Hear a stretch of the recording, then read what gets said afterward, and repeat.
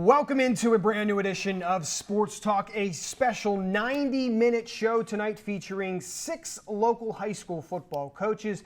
Thanks for joining us. I'm Chad Landers with Eric May, the coach Phil Kaufman. First up tonight, it is Warwick head coach Bob Locker. Thanks for joining us tonight. It's always a pleasure. Kicking off the festivities, Coach. Last year, 9-3 overall. You were 5-1, which got you a share of the Section 1 title. You guys did win your first District 3 playoff game in program history, so congratulations to that. Now, you do lose some key players from last year, but you returned some key players from last year. How are you feeling as you head into the season in just 2 days? I think we've made excellent progress. We don't hide from the fact that we returned some really, really good skill kids. Trey Glass, 72 catches, 1,400 ballpark yards, just a threat anytime he touches the football. But what we're really happy about is if you look past him, Connor Adams, Justin Gerhardt, and Caleb Schmitz, 3 additional wideouts that are just really good football players. So, and plus, Joey's back, 1,900 yards as a sophomore. So we have skill kids. The deciding thing is going to be the line. We returned some kids who played significant minutes last year. Obviously, Nolan Rucci, Hunter Divler, Hayden Benner. We're going to have to find a couple people to plug in, and then it becomes a matter of depth. So we're happy, and I'm speaking offense, obviously. Sorry about that. In terms of that, we're happy with where we're at. I think we've done a good job in preparation. I want to look back, if I can, touch on 2018 and what impact did this team have on the history of Warwick football, not only with the first district playoff win, but everything else that they went through last year? We're going to look at the everything else they went through more so than anything else. I said it last year. What we achieved was one thing, but the manner in which the kids took care of each other, being brothers, being part of a community, seeing the bigger picture about life. I'll always take that away is the biggest thing from last year was just the kind of kids they are and were for those who left, and the way that they handled themselves through everything that took place last year. The football aspect of it, yeah, you always want to get your first district win when you don't have one. We'd like to have got a second one. You replay things through your head. Losing Trey that night had a significant impact on us in terms of game plan and what we thought we'd be able to do. But winning a district game was important. Winning a section title was important. If you look at it from right now, our hope is that seeing what it took to do those things last year will be a spark for the kids to want to do the same kind of things this year and mark their own trail, have their own accomplishments. Okay. I was at your scrimmage. I saw the video of your scrimmage on Saturday. Oh, where'd you get that? I wonder where. Anyway, I know it's first scrimmage. I understand that. But it seemed like, well, what was your evaluation? Because to me, it seemed like it took you a while to get your passing game clicking. And once it clicked, then it was okay. My initial takeaway from Saturday had nothing to do with offense. I thought our defense ran to the ball extremely well. And one of the things for us this year is we return an awful lot of really good defensive football players. That was the thing that I took away more than anything else. Gave up the big play to Palm. He's just an outstanding athlete. He broke pocket, and we should have made some tackles. But you take that play out of that, I thought we did a really good job against a difficult offense because you can't spend a lot of time getting ready for a look like that. And they run it so very, very well. I just thought our kids hustled to the ball, had a good understanding what their assignments were. And your 3 linebackers are back, correct? 3 out of the 4 are back. Forbes, nice. Nasco, and Bufus are all back. Trying to find the 4th one. We have several kids, obviously working there, but we're hoping somebody steps up soon. We saw some good things from a couple kids on Saturday. We also returned 3 out of the 4 DBs. Gerhard, Schmitz, and Adams are all back. And some kids, down the line that saw significant time. The one thing that you'll notice in that is we're mentioning some of the same names on both sides of the ball. That's something we're going to have to learn to work through and get some other kids up to speed so we can rotate people in and out. The passing thing, we're just off a little bit. I don't think a couple drop ones that I thought you put right on the money, and They were a little high. I mean, Okay. we'd like them to be a little bit lower, but we hit hands a couple times, and that's not us. I think you practice all you want against your own. right. The first scrimmage, Right. a little bit of nerves. So. A little bit First of and only coach this Yeah. year. That's a whole. Do you that's- have? a whole nother you want to story. crack that? Oh, I would love to crack that. How much time you got? We've only got 5 to 6 minutes, so we can move on, Eric. I almost think that would be unanimous amongst all the coaches. I mean, Yeah. how do you really do it in one scrimmage? Anyway, Don't. that defense last year, 3 shutouts, 2 other games where you gave up 7 points or less, and you touched on some of the guys coming back this year. Is the key to the defense going to be at this point the defensive line and who you can plug in there? Yeah, because we lost a couple really, really good football Yeah. players. You look at like Hayden Rucci and Nick Coomer. They demanded double teams or schemes that allowed the linebackers to run free and get the. But I think we have some kids that will do the job. Everybody knows about your passing game, obviously, but as what you well know, you got a balance too now. You run your inside zone, your outside zone. Who's back there that's gonna carry the ball? Sean Badessa saw some time last year. I think he rushed for about 250, 280, something like that. Okay. And then Colton Miller, who's a junior. And Bufus was strictly a linebacker last year, but he's always been a running back. We just had the luxury last year of not having to have him play on both sides of the ball. So he's taken some touches as well. We're gonna go by committee for a while. Okay. They all bring something to the plate. We'll see how it works itself And out. they're all around 180 pounds, Yeah. and they're not real big, so they're Well, Miller's actually a pretty tall kid, and considering how tall he is, he runs downhill very, very well. But Dessa's fast. He's a 4.5 40 kid. Okay. He's not real tall, and Bufus brings some things to the table. I mean, in a perfect world, if Colton and Sean can learn to carry the majority of the load, then Bufus can stay on defense. right. Should we move to your quarterback? You really found a gem there in Joey McCracken last year. Now, he only played about half the year consistently, so now you get a whole year with him. What excites you the most about having him? He's a year older, a little stronger. I think the velocity is increased. His decision making is better. It's not where we want it to be yet. With some things we need to work on, but just the body of work. I think he'll. Even though he played half a year last year, I think it took, like you said, alluded to about Saturday. I think it took him a little bit to. And sometimes we overthink things, and he just got to relax a little bit. But he's got a great arm, and he runs well. I mean, he broke a couple runs on Saturday, did some good things. So he brings a lot to the table. So there's always that element that he could leak out and use his feet. Yes. I mean, you're okay We will with run that. him occasionally. Okay. Good. Just love running quarterbacks. Well, and it's amazing too. We saw him early on when you first started to bring him into the game, and then we saw him a couple of weeks later, and just the transformation and the progress that he had made was night and day. So it was. I can only imagine how confident and excited you are as far as going into this season. This year, yeah. Last year was an interesting experience. I mean, because we saw the potential he had, but we also had a quarterback that threw for over 1,000 years the year prior to that as a junior. I mean, Ricketts was a good high school quarterback. Yeah. It just so happens that Joey's got some special talent. Yeah, it's not often you have 2 quarterbacks that throw for 1,000 yards in a season, 2 years and in a you row. had it 2 years in a row. Yeah. So the success of the last couple of seasons, how was the attitude of the kids in the off season and leading up into camp this year?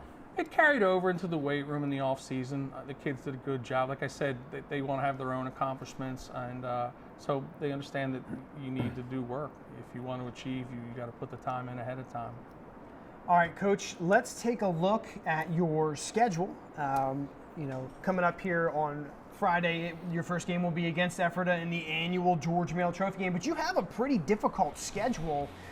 You start out with Ephrata, then it's at Garden Spot, and then you get Manheim Central at home this year, then you go to Hempfield and McCaskey, and then there's some others later in the year that include a home game against Manheim Township, and then at Wilson. So pretty tough schedule for you guys. How do you maneuver through this with a shot at still bringing home that section title, which is one of your goals? Week 3 is always going to be a difficult matchup because it's Manheim Central. They're just a tremendous football program. They're going to be excellent.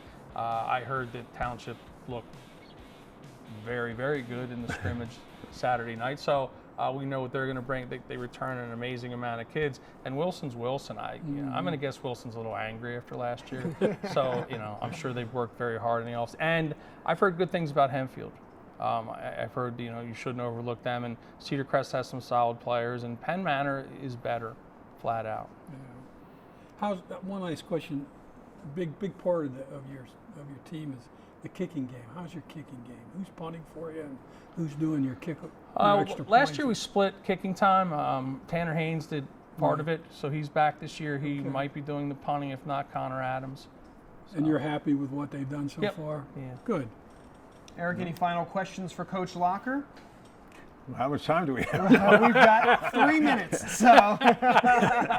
No, I'm looking at this. Obviously, what you have done offensively the past couple of seasons, you've kept the scoreboard operator extremely busy. And I think really the fact that the defense has turned the corner and has performed well for you, I think that's going to be a huge key for you guys. There's some nights when you can score, not at will, but you can put points up. It's when you get to the other games, when you play a Manheim Central or a Manheim Township. In both those games last year, I'm not sure either one of us scored in the 30s. It was more like in the 20s. So if you can find ways to win those type of games by giving up one less touchdown and scoring one more touchdown, that's what I think the defense potentially will allow us to do this year, is compete on nights that we're not going to run up and down the field because we're playing an extremely talented football team. Like I said, you go back last year, losses to Central Township and Cedar Cliff, and all those, we needed to give up one less and score one more. Well, it's my job to find a way to score one more. I think the defense is well on its way to understanding how to let them score one less. I think our defense is significantly ahead of where it was a year ago, and that says a lot about the coaches and what they've put into. And this is the second year we're running this defense, so familiarity is an important component of it. And I just think we have some kids that like to hit, and it doesn't matter if you can line up in any scheme you want. If you don't want to hit, well, that's right. It's not really going to work. Well, Coach, all eyes are on week 1 of the high school football season, and coming up here on Blue Ridge 11, we will have Warwick versus Ephrata in the annual George Mail Trophy game, 7 o'clock right here on Blue Ridge 11. So tune in for that if you are not able to make it out to the game. Of course, Eric and Coach will be there for that. But thanks so much for joining us, for giving us a little insight on your team, and good luck this season. Thank you. I really enjoyed getting to do this every year. Good. Well, 19 years is a long time 19 ago. years. So we're the first one was at Ephrata's Field, out in the sun in some chairs. Oh, yeah. I do remember it. Oh, Yeah. well. Next year's 20, so we'll see if we can have you back for your 20th. As if you don't spend enough time in the Anniversary. sun. Do I get a cake next year? There you Maybe go. we will. Mark That's a that good for idea. edit. All right, we've got to step aside. When we come back, it's time to talk Cocalico football. Stick with us. We'll be back here on Sports Talk.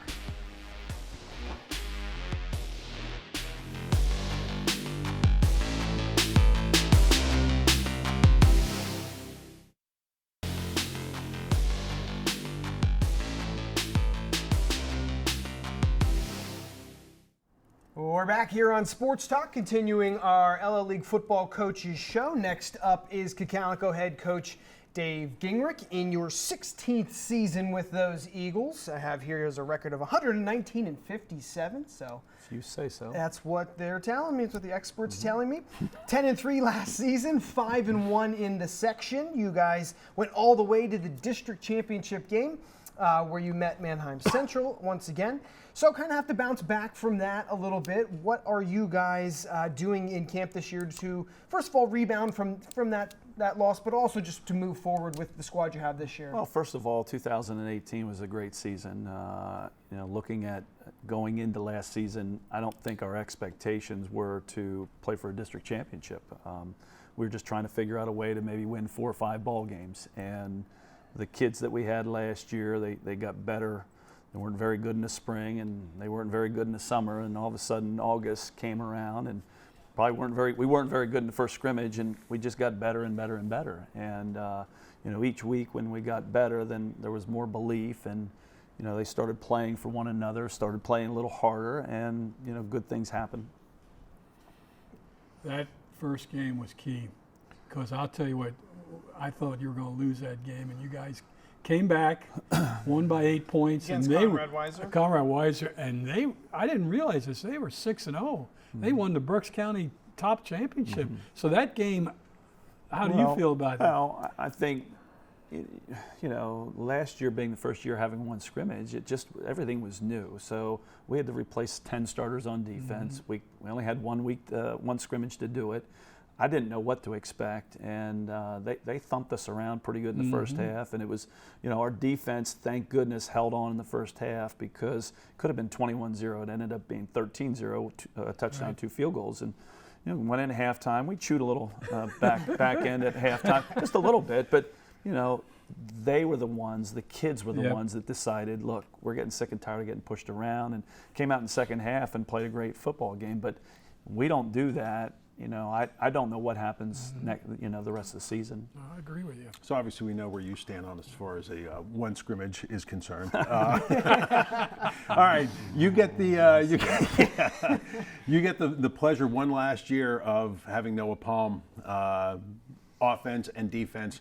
Do you find that there are still times that you see him do something and think, holy smokes, it's always something new that he'll surprise you with?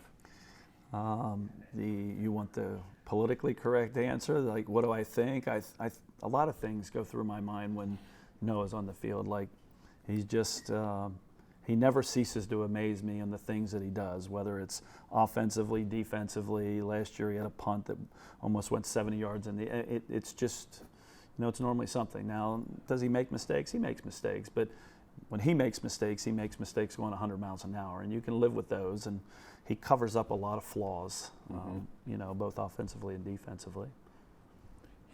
He did that on Saturday. He went back to pass. There was nothing there. He took off on the right. He broke 2 tackles, and he outran the entire Warwick secondary. I mean, he showed his 4.51 speed. Yeah. I mean, and what did he average? Like 40 yards a punt last year, didn't he? Yeah, he was 40 yards even 40 on a yards punt. on a punt. That's great. Yeah. How did you feel about your scrimmage on Saturday? Because we just heard Coach Locker say he was really happy with his defense.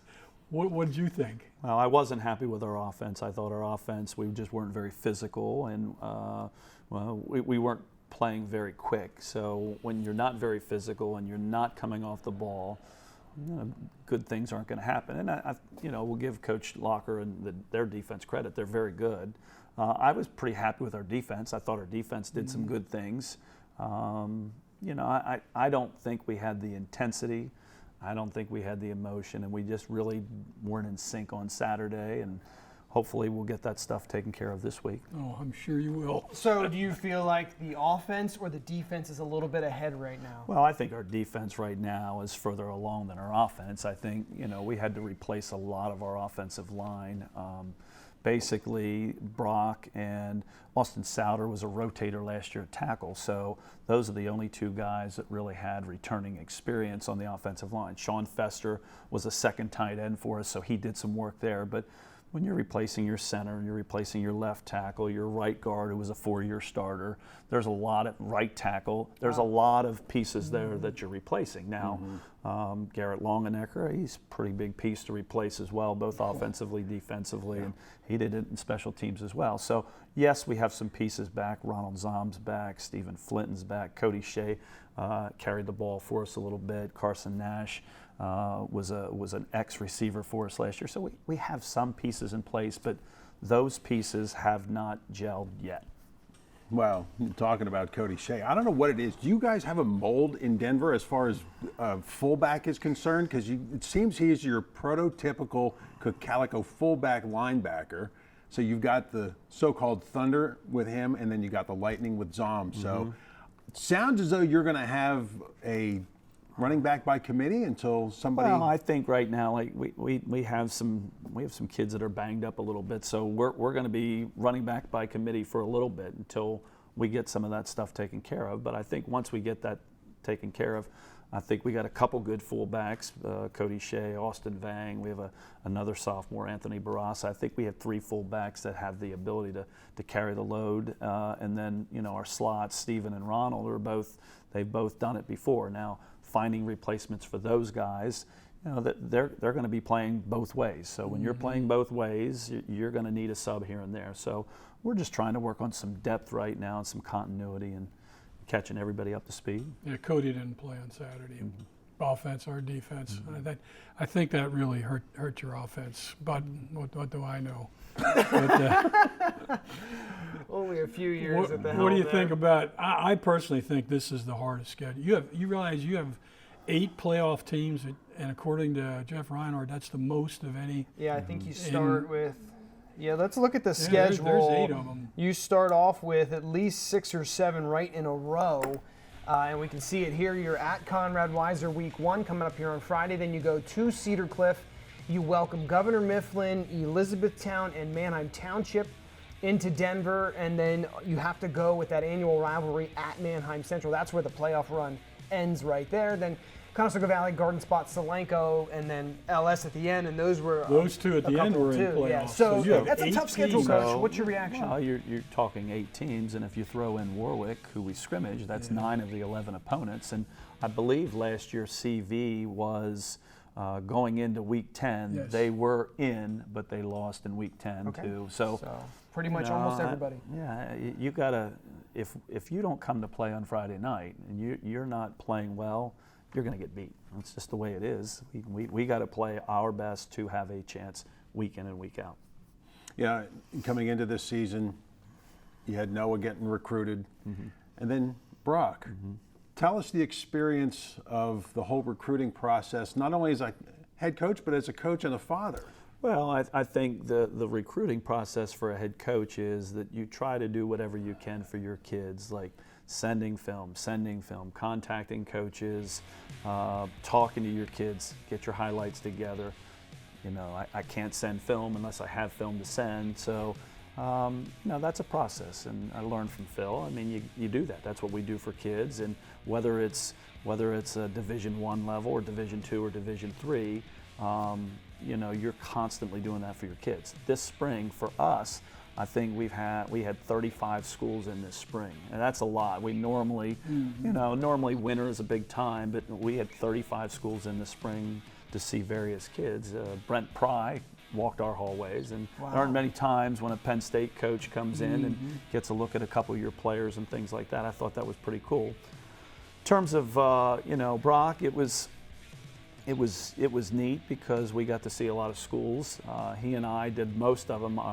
My wife didn't travel to most of them in the spring. Summer she came for a few, but we were at Holy Cross, we were at Colgate. We did a lot of traveling, so we spent a lot of father-son time, and there was a lot of big grocery bills, and you have to load up to make these trips, and then when you're there, then you eat while you're on these trips. So I spent quite a bit of money. Well, on you've these been trips. experiencing the grocery bill with Brock for quite some time now. Now, I remember as an 8th grader freshman, not quite the size he is now as a senior. What can you talk a little bit about the I would think not. I mean, this guy has really shot up there in the last few years and has turned himself into quite a fine talent here. Well, I can't speak for size. I have no idea. I mean, everyone's like, oh, maybe it's the milkman or something. I have no idea. Took the words right out of my mouth. No, I'm kidding. I am in my family. I have 2 lovely daughters. They're both bigger than I am. My wife's bigger than I am. My son's bigger than I am. I'm bigger than the dog. That's what I got right now. I'm bigger than the daggone dog. So I'll just go with that. And it's been enjoyable. This is like you said, this is my 16th year. I was an assistant for Phil for 13, so 29 years is a long time to be involved in a program, and it's been a very, very good experience. Am I stealing your questions? Or No. Okay. I'm just thinking of the next, because so next year would be 30, and then Bob Locker would be 20. So there's just more you reasons go. to have Now Bob's 20 as a head coach. I can't speak on those, Yeah. but So has Brock kind of narrowed it down yet, or I things would still say up in the air? no. I mean, things are still up in the air, but the big 3 that he really likes and they have an interest in him would be Colgate, James Madison, and Delaware. So those are the 3 that have a pretty good interest, but there have been no offers yet. So at this point in time, he wants to try to play a great senior year and see what happens. Yeah. Well, he was lineman of the year last year in Section 2. So if he could repeat something similar to that, I'm sure that he would continue to be on people's radar. Just a point of fact, in Cocalico football since '53. There have only been 4 players that got Division I offers. Alan Good in '58 was Alabama. Jason Knoll in '85 was Virginia Tech. Rock Whitmer got a full ride to Mississippi State, and now Noah Palm going to New Hampshire. And if Brock gets, I mean, that would be outstanding. Yeah. Just a little history. So I always like to hear about underdog stories. Is there any kid that was kind of under the radar that has really stepped up in the summer camp and earned a spot?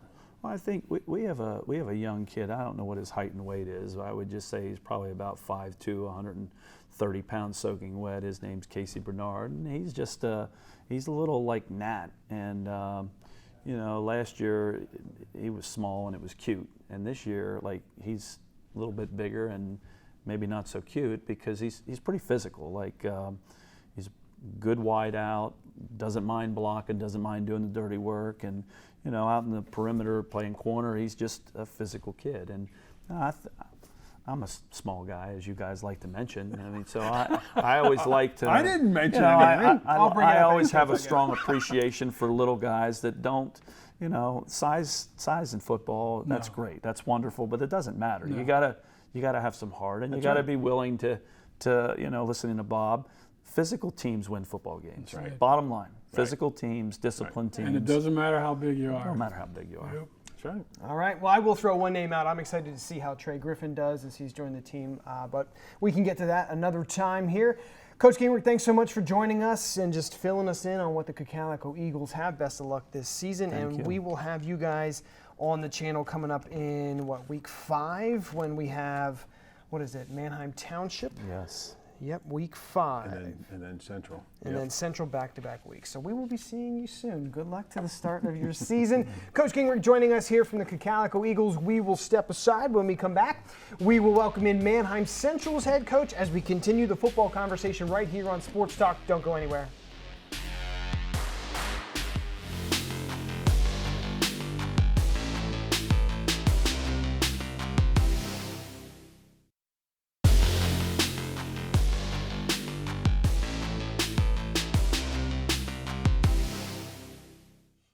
We're back here on Sports Talk. Our coaches show rolls along. Coach Dave Hahn from Manheim Central has stepped in here, and you're now on the hot seat, although it's kind of a lukewarm seat, I would say. We're treating everyone pretty jovial here. Let's just briefly look back real quick. 14-1 last season. You guys were 6-0 in Section 2, won that section title for the 4th time in a row, or at least shared it for the 4th time in the row. Won the District 3 championship for the 18th time in program history, made it to the state final against Penn Hills. Fantastic year for you. What kind of expectations do you bring back now, having had all that success into 2019? Well, I think first of all, the expectation's always high in Manheim. So our fans expect us to win. Our community, our town, school, our players, they expect to win. But they also got to be reminded that this is a new year. This is a new team, and the teams that have won in the past have won on hard work, making no excuses, sacrificing, and this team needs to be able to do the same thing in order to get to where we want to go. So tell us about the experience going to a state final as a head coach compared to as you went when you were assistant coach. What was the difference? Yeah, well, there's a lot going on. I tried to enjoy some of that. It was difficult. There was a lot of things going on, a lot of working parts. A lot of things happened in the last 3 games, some in my control, some out of my control that I didn't particularly enjoy. But we still managed it, and I enjoyed the experience of getting there and going to the next level, obviously, and watching our kids grow throughout that run. That was fun. It was a great experience. I'd like to do it again. I'm sure. What I've always liked about your offense, you always have good balance. Last year was amazing. You had a quarterback, 2,700 yards. You had a tailback, 1,800 yards. I think that's one of the reasons you got to where you got. Now, what about this year? You got Simon back, but Flick's gone. Who's going to get in there and help you with the running game? That's a great question. I don't know if I have the answer for that, to be honest with you. I mean, we have several kids. We may be a backfield by committee until someone steps up and really takes ownership of that position. I don't think we're there yet, and it's early. So we still got to keep working at it. Can you share some names for us to keep an eye on? We have some kids like Owen Pappas, who's a junior. We have Jake Harbach, who's been an H-back for us, but it'll be a one-back situation as well.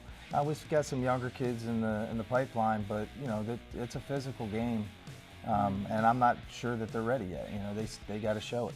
And the other thing is, you lost your 2 super linebackers, especially Moyer, Landon Moyer, Right. and Flick. Yeah. They were 2 of the best linebackers I've seen over there. I thought. Now who's gonna? Because in your defense, those guys make most of the tackles. Yeah. Just the defense. Well, I think when you're in a 4-4, 4-2-5, I mean, Right. that's what the defense is built around. You Right. got your line up front, keep hands on, and let your linebackers go. Don't let people get to your linebackers. We've always tried to put sure tacklers at linebacker, kids that are fast and they're explosive. And we've got a high bar for our linebackers. There's an expectation. So we've got a couple of kids in there right now. Juan Perez and Chris Pagano are leading that charge right now. And hopefully they can continue to grow. I don't know. You don't replace Landon Moore. You don't replace Tyler Flick. You fill in with the next guy. Right.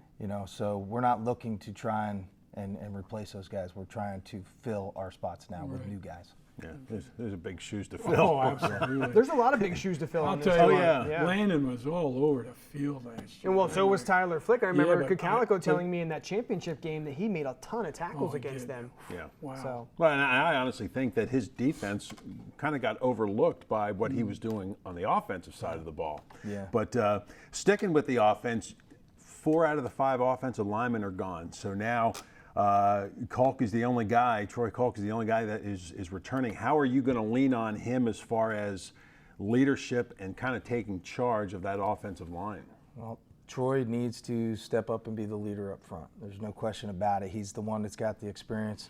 I battled all summer as to whether I wanted to move him to center, whether I wanted to keep him at guard, move him out to tackle. We had him everywhere. We've kind of settled in right now at center, which is smart. I think he's one of our better linemen. He's got the ability to make our calls. He knows what's going on. Big thing right now is provide leadership for everybody else up front. Things aren't always going to go right, and they need somebody to turn to, and hopefully that could be Troy. well, you have a great quarterback back there who can help out with a little bit of kind of what's going on with that line, as far as making plays with his arms. What are you excited about with Evan Simon in his senior year? He's finally there. We've seen him since his freshman year. He's come onto the radar. What are you thinking this year as he kind of gets ready to go? Well, we need Evan to have a fast start if we're going to be successful. A lot of things are going to center around him. I mean, there's no hiding that because he's a heck of a talent. We're excited about the things that he can do. We'll probably do a little bit more with him. We'll see. Does that include running? Or no, are you We'll shying see. away from that? We'll see. It takes. Whatever it takes. Yeah. The bottom line is it is whatever it takes. You get into the game That's right. and you're going to see what works. And if we need to do more with them, then we're going to do more with them. Talk about the boys on the outside, because they came out of nowhere last year, the Wagner twins. Boy, I'll tell you, I love those kids. Yeah, I love them too. I'm telling you. They're great kids. So they don't talk much. I got to pull things out of them sometimes, but that's not a bad thing either. No, Sometimes, so no. they're not talking back, so that's good. But they've got explosive speed, great hands. They can close on an offensive guy too. They play corner as well. So they're deep ball threats for us, and they got great hands. I love them. Yeah. And have a good relationship with their quarterback, it sounds like, too. Yeah, they have a pretty good relationship with each other. Okay, now listen, let's look at your schedule, your 10-game schedule. It's another tough schedule here. We've been saying that a lot today, I feel like. Right out of the gate, Susquehanna Township with much improved team this year. Then you have Hempfield, Warwick, Wilson. I mean, that's 4 pretty strong teams right out of the gate. Then Elizabethtown, and then you go against your annual rival Cocalico, Lampeter Strasburg, CV, Garden Spot, Solanco. So right out of the gate, there's 6-7 pretty tough games for you guys. How do you navigate through such a treacherous, opponent after opponent could knock you off? You guys were undefeated, 10-0 last year. How do you continue to keep these teams just getting through these schedules the way you do? Well, looking at that schedule, you got some good teams on there, and I don't take anybody lightly. I don't think you should take anybody lightly. When you do, anybody can be beaten on any given Friday night. Sure. So it's a cliche, but we really truly live by one game at a time. We focus on that opponent that we're playing. So right now, everything's all in on Susquehanna Township. I sent coaches out and we watched Hempfield, we watched Warwick, we watched Wilson, but I didn't watch any of them. Yeah. All I'm focused on is Susquehanna Township. All of our attention with all the coaches and our kids is Susquehanna Township, because Hempfield doesn't matter. You look at the next game, you're losing that game. That's right. Now, hold on one second. Okay. You have Susquehanna Township coming up on Friday. That's what I want to talk about. Without giving away the secrets, what do they impose on you? What do you see that could be an issue there? Can I add something to that? Sure. I was in the stands with Joe Eden Saturday night at your scrimmage, and he told me 26 seniors, and he thinks this year they're really going to be good. Susquehanna Township. Yeah. Okay. Good. You hear that, boys? I think they're pretty good. I saw them scrimmage against Cumberland Valley. They have size. They're big up front. They come off the ball. They're physical. And we're going to have to match that physical play. They've got speed on the outside. They got a nice tailback. Mm-hmm. And they got a nice little scheme of what they're trying to do: get the ball to the outside on the perimeter and bubbles, and then they're going deep. The quarterback can throw a nice deep ball. So we're gonna have to defend that.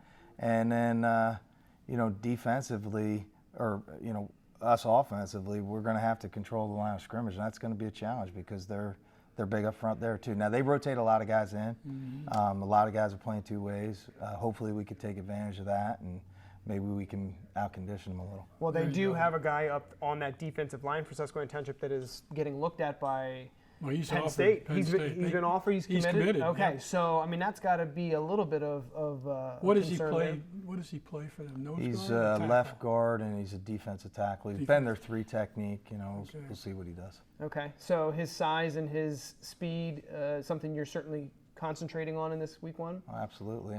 But on their offensive line, he's not even the biggest guy. I was just going to say they got other guys. Yeah, he's their left guard. He's got good size, but they've got a left tackle that's ginormous. They got a right guard who's just as big and maybe taller. But that kid's put together too. We played against him last year. So we'll see if we adapt to that speed and we adapt to the physical play. I think we got a chance. I'm not going to, say that we're just going to give up here. We're going to go and compete with them. Sure. I think they're good, and I honor that. But we're going to go out there and compete. I think you beat them last year just on discipline and conditioning. I thought your kids were much more disciplined. That's a credit to you and the coaches. Just did a great job. Thank you. So what did you take out of last week's scrimmage against Manheim Township? Pros, cons, things that you feel you need to fine tune? Well, that scrimmage was a great scrimmage for us in the fact that they exploited weaknesses that we needed to work on this week. We've always been a program that's, played a tough scrimmage because we want to know where we're at and what we need to work on.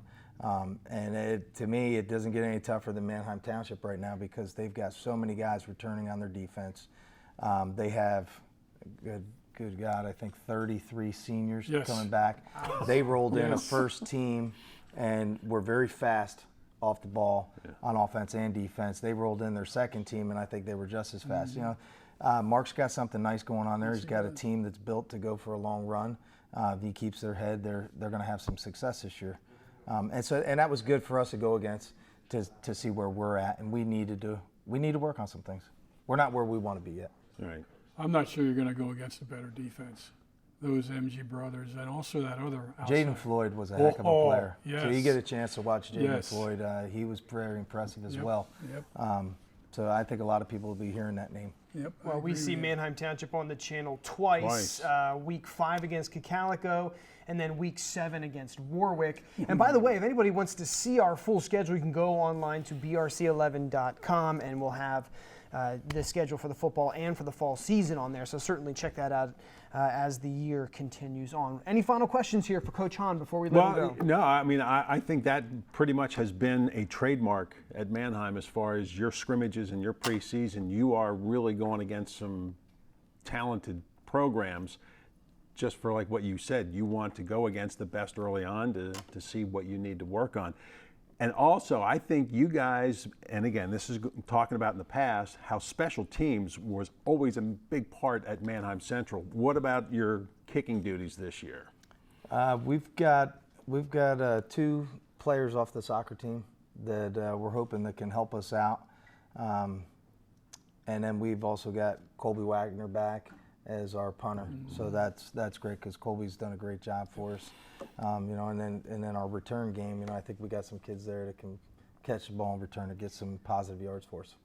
Okay, well, Coach Hahn, thanks for joining us on our annual Coaches Show in your 5th season here at the helm of Manheim Central. Your first game is Friday at home against Susquehanna Township at 7 o'clock. So good luck with that game, and again, thanks for coming on the show. Thank you very much. Appreciate it. We're going to step aside. When we come back, we're going to welcome in the head coach for Conestoga Valley. We're rolling along with the Coaches Show right here on Sports Talk.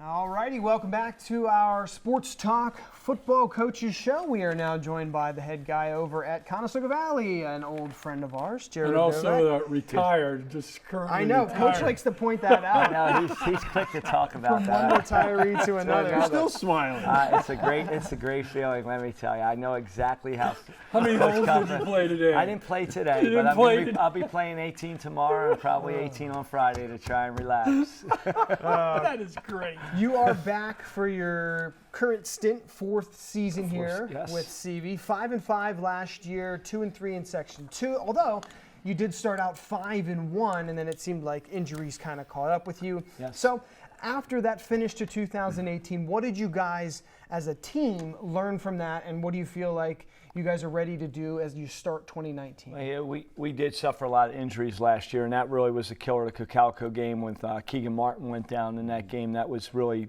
pretty much the end of the season at that point in time. We lost our running game.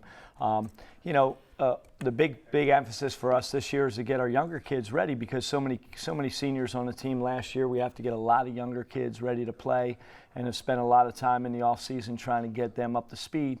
And right now we feel pretty good about where we are. Obviously we've got a lot of improvements to make yet, but going against Lebanon on last Saturday was a good test for us with all their speed and skill. It's nice to get out there and see our kids cover and run with those kids. So I think we're in a good place right now, but we still got a little ways to go. Tell us about your quarterback, Stolson. 1,601 yards. Were you throwing the ball a lot again? It's amazing. Like everyone thinks that all I do is throw the ball. Like I have this reputation for nothing other than throwing. I mean, my ultimate goal is to try and go a whole game without ever running the football. Ball, yes. But that's never going to happen. Keegan had 800 yards exactly. last year. You had 1,000, he wouldn't have got hurt. Most definitely. So I mean, we're gonna.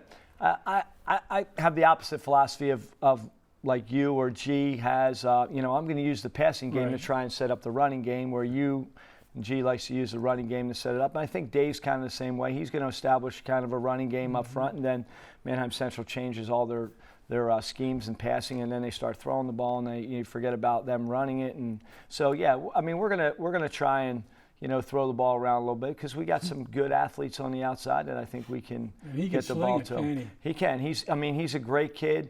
Very headsy. I mean, he comes from a good line of brothers. Yeah. His brother was a very good quarterback for us. And Bradley has gotten smarter and smarter. I mean, I love the fact that when he was a sophomore, he was a student of the game. He was around me, he listened, and he's picked up a lot of things. I mean, now we're signaling in plays, and half of the time, I don't even get the whole signal out, and he's already running in the huddle. He knows exactly what we want. Does he have the capability of changing? Oh, yeah, he can change plays at the line of scrimmage. We have pass plays that he can change at the line of scrimmage. There's a whole whole slew of things that go on the field that sometimes I don't have any control over. So you said change pass plays, but not change to a running play. Well, if we I tell you what, to see you two on the same coaching staff, that would have been fireworks. That would have been fun to see. All right, but when it comes to a quarterback, and let's face it, you lost 3 big targets to graduation. And when it comes to a passing game, chemistry is of the utmost importance. I mean, you got to get timing down and everything else. How have these guys progressed from the off season and going in through your first scrimmage? Yeah, you know, the big thing is just getting those guys to work together over the summertime, and we did. They had an opportunity to throw with one another, catch the ball, and work on routes. Not necessarily in a team situation, but just the fact that they're running routes, they get that timing down, they know the speed. You know, Ulishny is a good wide receiver. He's a back for his 3rd year. Zach Fisher, who played a lot for us last year, we think is going to be very good filling in for Joe Cardino on the single receiver side. He's a big kid. He's getting taller, and you know, he can run and catch. So I think that's going to have a threat on the backside. And we got a couple of other kids, younger guys who have just come out. Avery Tran, Eddie Hernandez, who's a baseball player. It's going to be his first year playing, but he's got some good roots in his uncle. Ricky played for us. Ricky Hernandez was a real good football player. So, you know, we've got some kids now, I think, that can fill in and got some wheels on the other side of the ball. So I think that's going to give some people some headaches, you know, to the 3 receiver side, which is going to leave Fisher open on the 1 receiver side. So you got to make a decision, as always. Do you want to play with 5 in the box or 6? And then we're going to adjust from there. Tell me about Booper. Booper Johnson. You love this guy. I love him. He got hurt He's in the your man. Cocalico game, didn't he? He did. He did get hurt. Because I was Cocalico. impressed with him when he first went in, Yeah. and then he got hurt. He's gotten a lot bigger and stronger, faster. I think boy. he ran, he was at a camp, I forget where it was, JMU or somewhere. He ran like a 4.65 40. So he's got some get up and go. And, you know, hopefully he will turn on the Jets this week. He'll be your primary one back? Yeah, he's going to be our one back guy, and you know he's got a lot of speed to the outside. So last year we pounded an inside. This year, you know, I'll give away some of our secrets. Coach Hahn, I know, wasn't going to give away too many of his. You know, we're going to use him on the perimeter. You know, we're going to try and stretch the field. You know, I really liked him until he got hurt. He's got some speed. He's tough. Yeah, he is. Tough kid. Tough kid. Well, I guess, the silver lining, I guess, in the injury to Keegan was that he gave him a chance to play. Unfortunately, the injury did slow him down, but obviously the game time experience is invaluable. It is. It definitely is. And against Warwick at 9th game of the season, I thought we had a great game plan going into that game. We were moving the ball. You guys were at that game, and I thought we had a good game plan going until everybody got hurt. And it was working, but the good thing was that, like you're saying, all those kids probably would have never got an opportunity to play in 2 varsity football games had all those kids not got hurt. So they've gained some valuable experience, which I think should help us for this coming year. And speaking of, let's take a look at your schedule. As we get ready to go here, your first game is against Penn Manor. You get to have that one at home, and then the next one at home as well against New Oxford. At Spring Grove, on the road here a bunch. At Lampeter Strasburg, Solanco. Then after that, you get Garden Spot, and then a tough little run here with at Cocalico, at Manheim Central, then home against Warwick. You finish with Elizabethtown. Good start though for the season for you guys. A chance to get some wins under your belt and some confidence. What's your thought on kind of the ability here to start fast for you? Well, always. I mean, last year we got a 5-1 start, and that's what we need to do again. We need to get out quicker. That second game of the season was a real disappointment last year, losing to New Oxford. By 1 point. 1 point, and we let that one slip away from us. We really did. That was a bad weekend. Hopefully that never happens again. The rain. Been there, done that. 3-hour bus ride and all that, and then getting up the next day and going back. So if we can get out to a quick start, I think that'll give our kids a lot more confidence. And then obviously once you get to Cocalico, that's a little bit of a buzzsaw right there. Cocalico Central and Warwick, that is not an easy part of the schedule. But, if you're going into those games 6-0, we all have to put our pants on the same way. We all got to go out and play, and the team that performs the best, is going to win the game. And, who knows? Anybody can make mistakes on a day, and, you have an opportunity to win. You just got to give yourself that opportunity. Well, you have a great group of sophomores and big sophomores, too. Yeah. Holy, and you got some big juniors. I mean, if you wanted to, you could really pound the ball. We do have a big sophomore, Thomas Ripson, who we just need to feed him a few more of those vicious pills. 6'6", 315. Yeah, he's a big kid. Is he going to play for you? He's going to play a little bit. No yeah, he's kidding. got to get some time. And as I said, the more physical he becomes on the field, the better off we're going to be. Because that so size, he's a big that's guy. big time size right he there. is. Yep. Wow. You come up with Penn Manor in week 1. What are some things you're focusing on? Again, we've kind of heard a theme here. You only get one scrimmage, so teams aren't as firing on all cylinders as they could be. Ooh. I mean, it's brutal, one scrimmage. I mean, you're trying to fit everything in that you would, in one scrimmage that you normally did in 2 scrimmages. You're trying to do game situation things, and now you got to squeeze it all in.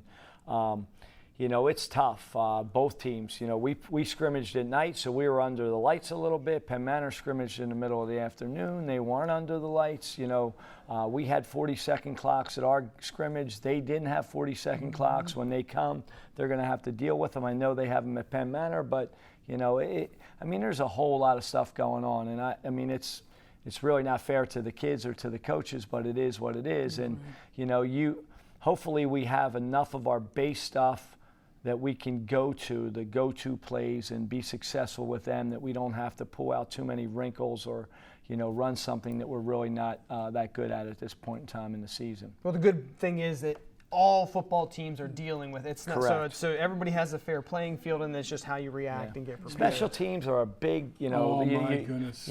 Trying to get practice time for them over the last course of a couple of weeks here. It's tough, and there's just so many phases of the game that you don't have a good opportunity to work like we did in years past. Well, and again, with just that one scrimmage, especially when there's holes that you need to fill, like I'm looking at your offensive linemen, you got to try and replace some guys there, and only one scrimmage to do it. Do you have your starters in place, or is it kind of, well, we're going to try this week and see how it goes? And well, I mean, that's a great point, because we're always like, we have starters, but they're really not starters because the 2s are going to have to play a lot in the game as well. And that's the bad thing about only having one scrimmage, is that you don't get enough reps with all the starters and the second team guys.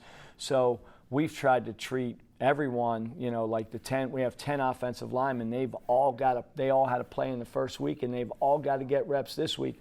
So we're not really, our offensive line guys aren't getting as many reps as they probably should on a regular basis, but we got to have guys ready, because you never know what's going to happen in the game. So the immediate backups got to be ready to play, and that's one of the downfalls of having one scrimmage. We can't get everyone ready to play. You got a new defensive coordinator. I saw the big article. Great, yeah. Jay Rodinger. Sounds like a good hire. Yeah, good fit for us. Young guy on a staff, 30-year-old with a 59-year-old and a couple 40-year-old, mid-40 guys. He's got a lot of energy. He can relate to the kids. He's doing some different things defensively than we've done in the past, and the kids are really excited. You can see excitement at practice. He's also running our special teams, and he's doing some, crazy things there, and the kids love it. And the kids are excited about it, and it gets me excited too. And he's in the school teaching social studies, so right, he's so got to recruit. That's the best part about it. Yep. And hopefully we'll keep our fingers crossed. He'll be our lacrosse coach as well. Oh boy! So that would be a good thing. Yeah, there. exactly. One of these days. One last thing before we go ahead. for me. We've talked a lot when we come interview you about trying to change the culture over at CV. This is your 4th season. Do you feel like it's turning a corner over there? Most definitely. I mean, you can definitely see a big difference in the kids, their attitude, the way they come to practice, how they react at practice. It's definitely changing. There's far less things that I have to be on the kids about or mention or talk to them and remind them of. Most of the seniors and juniors now have been through it. They're telling the underclassmen, this is what we do, this is how we do it. One of my big things is when we go team offense or defense, I want a scout team out on the ball ready to go. When that horn blows and we're in the next thing, we want them going. That's right. And so in the first few years, I'm yelling, hey, we need a scout team out here. We need 11 guys on the field. I don't say anything anymore. The upperclassmen, they got them all out there. The kids are lined up. They're ready to go. And, Great. you know, that's a great feeling to have that kind of leadership. Yeah, because you can't patrol the halls anymore. So what do you like peer through the windows? Well, I have Put a fake mustache. mustache, and right, goes cut and my walk the hall. mustache off and mohawk. No, I have 4 coaches in the high school, and that's so great. I mean, there's plenty of people around with eyeballs on our kids, so that's not a problem. Well, Coach Novak, good luck this season as right. you get ready for Penn Manor here on Friday, and then as you head through that Section 2 schedule, Yeah. we'll be keeping an eye on things for you, and maybe we'll check back in with you and try and get you somehow on the program in an interview some way and see how the team is doing. All right. Hey, thanks so much for having me on. Yeah, I appreciate of course. it. Thanks as for joining the always. program. We're going to step aside again. When we come back, we're going to chat Ephrata in Section 3, so stick with us. We're still going strong here on Sports Talk's Coaches Show.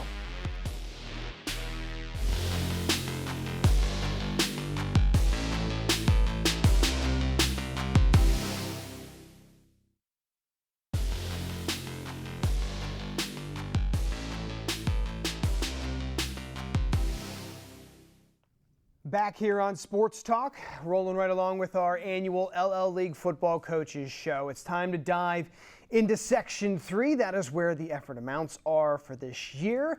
And Coach Kris Miller unable to make it over here due to an obligation with their community night. So we were able to catch up a little earlier in the month with him at LL Football Media Day. So let's see what Coach Miller had to say about his squad heading into 2019. All right, Coach Miller, feels like Ephrata's program's turned a corner here. 5-5 record last year. If a couple of things break your way, could have been closer to 7 wins. So where do you feel like the program is now heading into this season? I think we're definitely in a better spot than we've been. We talked to the kids about the expectations heading into the season. The first couple years, the first 3 years, it was, are you guys going to win a football game? And now it's like, okay, now how many are you going to win? Can you guys compete for a Section 2? So the expectations, not just from our team, but from the community, has certainly risen. So for us, it's like, okay, now we got to handle those expectations. The way the approach that we have has to line up with that. We're not a 1 or 2 win football team anymore. Last year the bar was set at 5-5. This year we got to try and set it higher. And that's what good programs do, is you always try to compete with the year before and get above the bar where they set, and then the next class comes and does the same thing. All right, so give us some of the strengths of your team this year. We have all our skill guys back. Our quarterback, Caden's back, and this is his 3rd year in the system. And he's another coach on the field. He knows exactly what we're trying to do. We feel comfortable enough to give him the keys to the offense, and he's going to make sure we're in the right play. If we call something the defense gives us something we're not anticipating, he's good enough to know where we want to attack and how we want to attack it. And then we have Richard Greer and Miracle carrying the ball in the backfield. We think those two can be a thunder and lightning punch for us. And then we have Sammy, Castor, Tucker, all our receivers are back. And we got to just shore up our offensive line, but we think our skill guys are what's going to carry us this season. You have some offensive line work to do to replace some gaps. How has that gone in the offseason so far? Thankfully, we had a lot of our linemen involved this summer at all of our different workouts and at team camp. So we were able to start putting the kids in the right spot and getting reps. So, this Monday wasn't the first time we saw kids at certain spots. We returned Griffin Snyder, who was a guard for us last year as a sophomore. He was a young guy, and now we're going to lean on a little bit more this year than we have before. Tyler Nelson got some experience last year at left tackle for us, and he's kind of made that spot his own. And now we have our left tackle and our right guard as kind of set, and now we can put some younger guys in some spots where they can lean on those guys that have experience. But we're really excited about the group we have, and it's just get them experience and get them working together as a group. Because I think offensive line-wise, you want to have kids that can move, but they have to be able to work with each other and understand who's to the left and who's to the right, and what their assignments are, and how they can help each other. Offense sounds like it's heading in the right direction. What about your defense? Defensively, we switched schemes this year, moving away from the 3-3 and switching to a 4-3. We feel personnel-wise, we have more kids that can play in that front. We dropped Richard Greer down from linebacker to play defensive end for us, and he's certainly done a nice job. And we returned Zach DeBella at the other defensive end, and our interior guys are returning with some experience. And then probably our most intelligent groups are our secondary. We can do some different things in coverage. We're not just locked into playing 1 or 2 things. we can be a better job of matching up with schemes that they're giving us and formations. Do you feel like you're getting more guys out for the team nowadays? Yeah, our numbers are still right around 40 guys, but I think the biggest difference is the type of kids we're getting at. Kids are buying into the system, they're understanding the approach, they're understanding what we have to do. So for me, that's more important, is having kids that buy in, necessarily than having 50, 60, 70 kids on the roster. We'll get there eventually, but to keep this thing going the way we want to go, we want to have the right kids that are bought into our program. Some of last year's games were swing games for you. One that comes to mind is Anvil-Cleona, maybe the Lebanon game. What do you feel like are some of the things that, if you just improved a little bit in some of those crunch times, could turn this into your first winning season since 2003? We've talked about that a lot this offseason, and last year every single game was a different experience. Obviously, we had Northern Lebanon, the first win, all of those things, and then you look at Donegal, a game that probably not a lot of people gave us a chance to win, and we found a way to do it. And then after that, it was just new experience after new experience after new experience. Games where we were up in the third quarter, and we let teams come back, and so all of those things are mental approaches to the game, not necessarily talent-wise, but we have to be mentally tougher. So we've put a lot of effort in that. One of the things we're doing this year is doing a book study with the kids. We assigned a book for them to read, and we're dedicating time each week to address the mental approach to things and the mindset behind it, because we think that's what needs to get us over the hump. With the kids we have coming back and the talent, we have to make sure we can quickly turn the page. Because I just talked to the kids today that bad stuff's going to happen in a football game. It's very rare that you get every single play to go your way. In some of those games last year, our opponents bounced back a little bit quicker than we did. And in situations where we were up, by a score, we couldn't get that next score to go up by 14 points. And those type of things is what we have to get better at this season. How does Ephrata line up in Section 3 this year? We know Lancaster Catholic is probably going to be strong again, but how do you guys slot in there? It's a very competitive section from top to bottom, and I was impressed last year with what Lancaster Catholic did. Going into last season, I didn't think there was any way anyone was going to go undefeated through the section. I think trying to play 9 games in a row in section play is tough, and they did it last year, and they ran the gauntlet, and that was certainly impressive. But I think we match up just as good as everybody else. Like I said, offensive line is what we have to shore up. But I think skill guy-wise, I like where we're at. And I think our kids going into this season now know they can compete. And know they can stand toe-to-toe with every single person in the section. It's just that we got to finish it and play a full 4 quarters against each team. Do you remember what it was like after that first win last year? Seeing the looks on the faces of the players and even yourself with the coaches. What was that like? That week was certainly interesting, because we came in Friday morning to get our walkthrough because we didn't have school, and we send the kids home, and I get a call from some of the people at Northern Lebanon and said, "Hey, we can't play here tonight. Okay, we got a torrential downpour. The field's underwater. There was flooding in the auditorium." So it's now like, okay, so when are we playing? Are we playing in our place on Friday night? First it was at their place on Saturday, and then after back and forth, it was like, oh, we're going to play Saturday afternoon.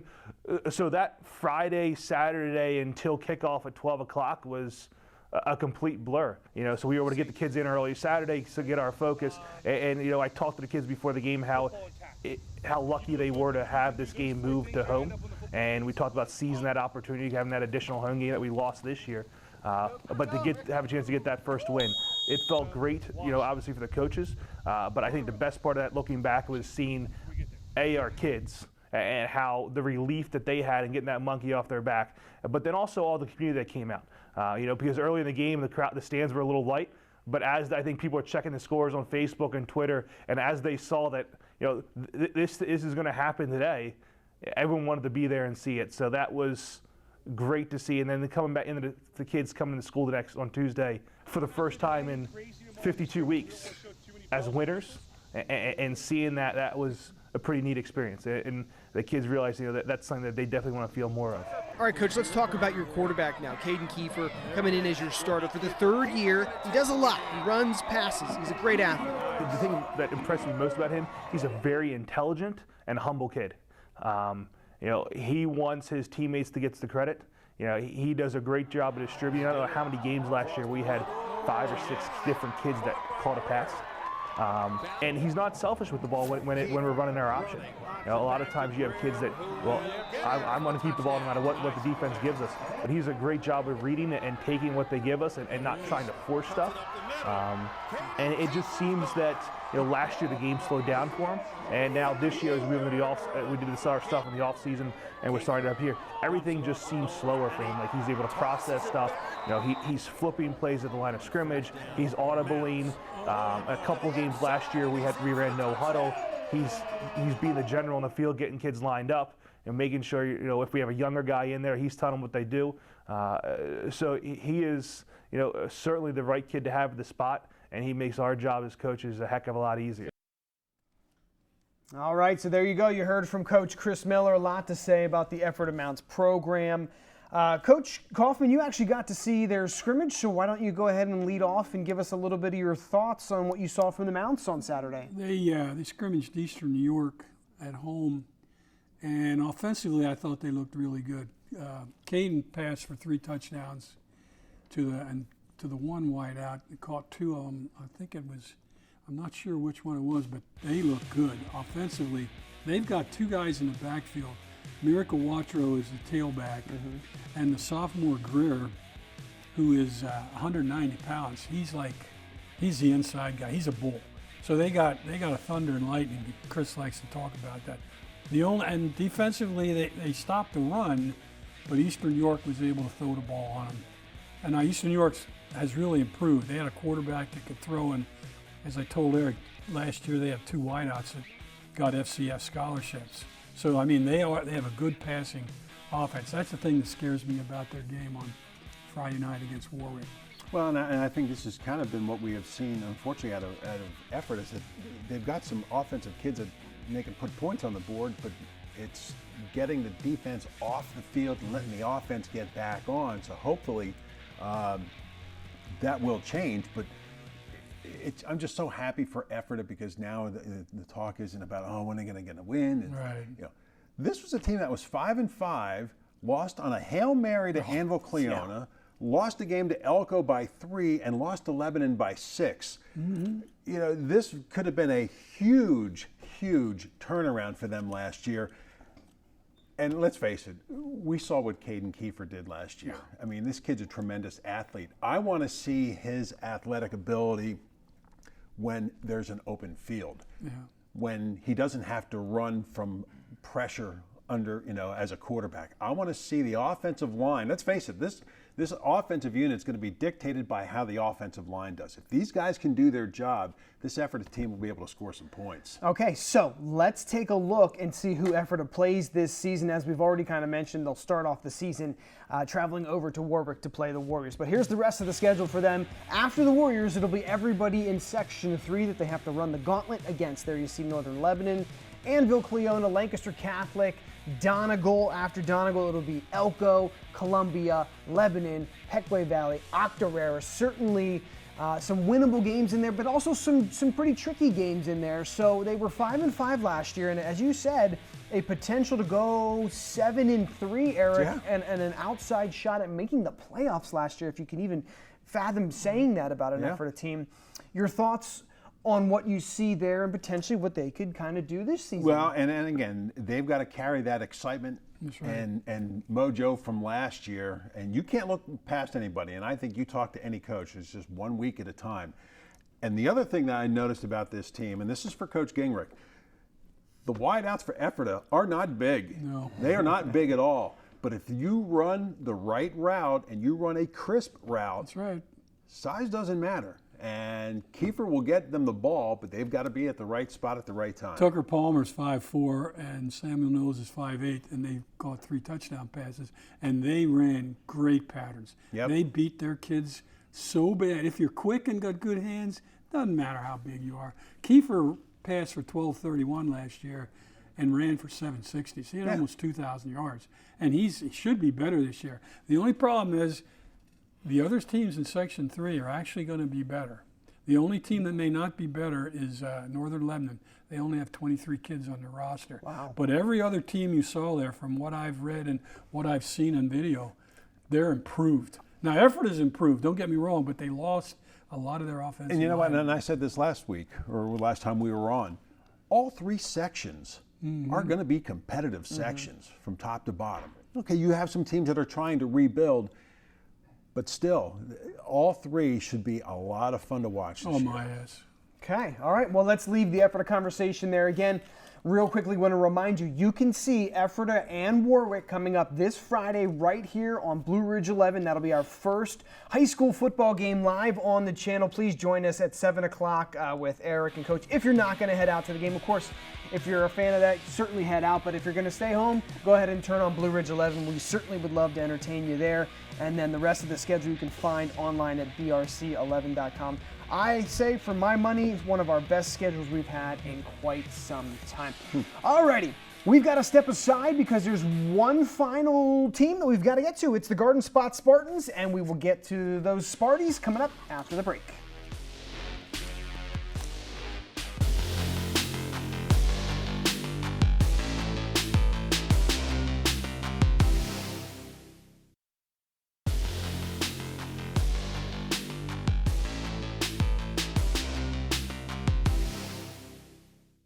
Back here for our final segment on Sports Talk. It's our annual LL League Football Coaches Show. We've made it just about to the finish line. Guys, let's start talking about Garden Spot football. Last year, an 0-10 season for them. Not a great year over there in New Holland, 0-6 in Section 2. They haven't made the playoffs since 2014, which just happens to be the last time Coach Matt Zamperini was in charge of the team. He is back now in charge of the Garden Spot Spartans. I can kind of feel a groundswell and some positivity over there when we were at Media Day. What were your thoughts on having Coach Z come back to the program? Well, for one, you know, having Matt around beforehand, this is a man that's never going to back down from a challenge. And I think he is embracing this and taking on that challenge. The thing with the returning players this year for Garden Spot is they're playing with a chip on their shoulder. They are not happy about what happened last year. These guys want to turn things around. And if things can fall into place, and I mean, I'm not saying they're going to skyrocket, you know, to the moon, but this could be a very dangerous team because when you've got an attitude and you want to turn things around, these are the teams that cannot be overlooked. And I know Coach Hahn and everybody else will never overlook an opponent, but one or two things go their way, they can pull up, you know, some upsets along the way. Well, he when he was there before, he had a great offense, that spread option, which is a lot of reads, a lot of quarterback keeps, and also play action. And they got the two guys to do it. I mean, the quarterback, Martin, is back. Right. He rushed for 590, 493, and 5 TDs. He threw for 564 and 4 TDs. And Dykey's back. Remember, we liked him the other year. Right. He had 839 yards. So, I mean, offensively, if they can find the people up front, and believe me, I think Z can find the offensive linemen. They have speed. I mean, both these guys and their wideouts are fast. And when you have speed and you run that spread option, I mean, that really can confuse you. They got people going in motion, and then they fake one way, they go the other way. I think you're right. I think they're going to be a surprise for people. Now, they have 36 guys on the team, which is fine. You know, you can win with 36 kids, no question. But I really expect him to do a much better job because they switched from an odd defense to a 4-3 that they ran down at Albright, and they will not give up 49 points a game this year. No, that isn't going to happen. I harken back to the Mitch Martin days. That's kind of the glory days I remember when Yes. Coach Z was there. Yeah, and then let's face it, these guys that you mentioned offensively, Guard Spot's got big play capability. Absolutely. Same scenario with Ephrata. They've got to get the defense off the field and without giving up points. You know, when you're playing from behind all the time, that makes it really hard for your offense. And that's why I guess one of the questions I would have had for Coach Zamperini, you know, he's coming in and taking over a team that's 0-10. Unfortunately, he went through an 0-10 season himself. But this is different. Now he's coming into this where he was around it the first time. Where do you start? Where do you start when you're dealing with a new group of kids? Now, granted, he's at the school. I mean, do you start with the line? Do you start with the defense? I mean, Where exactly do you start to try and build that foundation? Hey, I came. We had 2 back-to-back 1 in 9 years. So what you do is you don't start with a line or anything. You start with your discipline.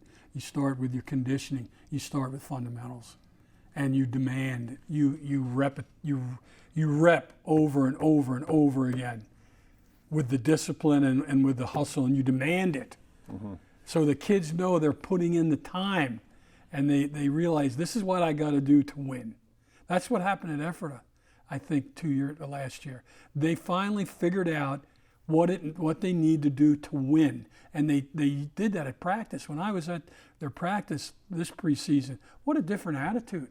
They finally figured out, what do you need to do to win? And it's work hard with discipline and hustle. Okay, let's take a look quickly before we run out of show at the schedule here for Garden Spot, as we have for all the other teams. They will head to Daniel Boone, and then they get Warwick coming to town, and then 2 more road trips there to Palmyra and Solanco.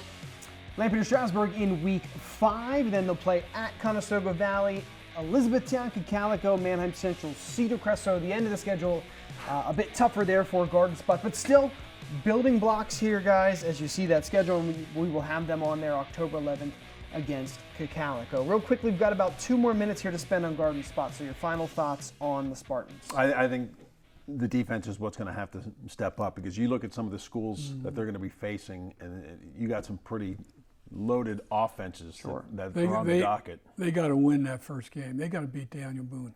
I think Daniel Boone's beatable from what I understand. They got to start off fast, or at least play well. Don't get blown out.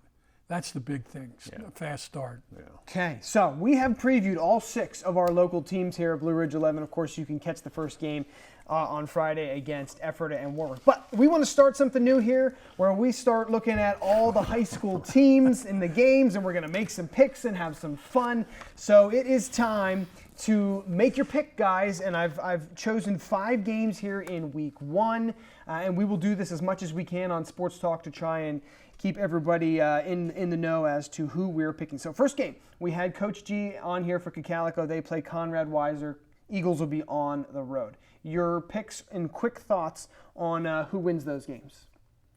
Who's first? Coach, I'll go first. Go ahead. I saw Conrad Weiser on video against Solanco. They had a great year last year, but they lost their really, really good quarterback.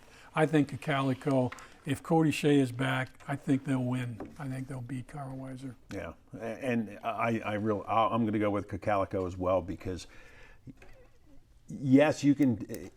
If you have an average offensive line, you can make any running back good. But if you have a great offensive line, if you have a mediocre one, and you still have a talent behind you. Yeah, absolutely. I think just on talent alone, I'll go with Cocalico. Okay. Next game is Susquehanna Township making the trip out to Manheim Central. We heard how that matchup is going to be tricky for the Barons. Mm-hmm. What do you think there? Who pulls that one out? And I know you talked about Susquehanna Township and their size, but the one thing that always stands out about Manheim Central is the discipline and the fundamentals. We saw Cocalico go up there in a district playoff game a couple of years ago.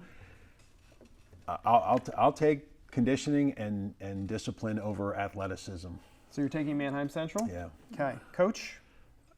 Susquehanna has better players, no question. 26 seniors, size, speed, bigger than Manheim. And I talked to Joe, and he's really positive. He's a great coach, great guy. Oh, yeah. But I told Dave, I agree with you. I think Manheim will beat him on discipline and fundamentals.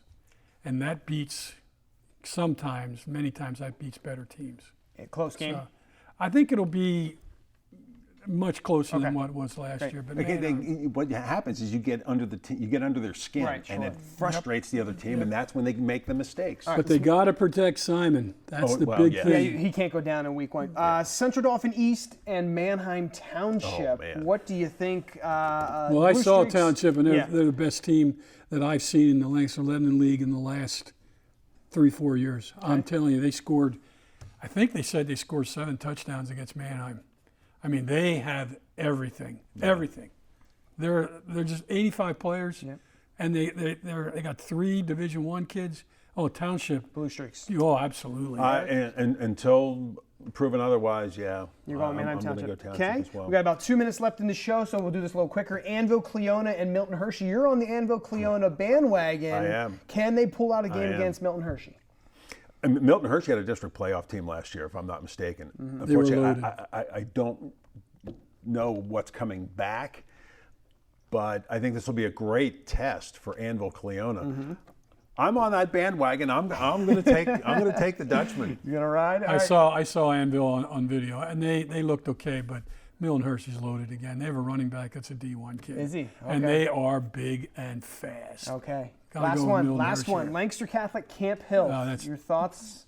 I don't know much Well- about Camp Hill. Well, I mean, Camp Hill was another school that was a perennial district playoff team and sometimes a champion. But I think, like Garden Spot, Lancaster Catholic's going to play with a chip on their shoulder because their season ended way too soon last year at that loss. I'll take the Crusaders. Catholic's going to kill them. Okay. Camp Hill's down. No, seriously, really. All right, here we go. Week 1 of the high school football season is coming up this Friday. It is so close. Please join us for the George Mail Trophy game. Ephrata visiting Warwick this Friday at 7 p.m. We will be there with Eric and Coach Kaufman, our entire crew. If you're not heading to the game, please sit back in your living room and enjoy the game on us. Of course, you can see the entire schedule on our website, brc11.com.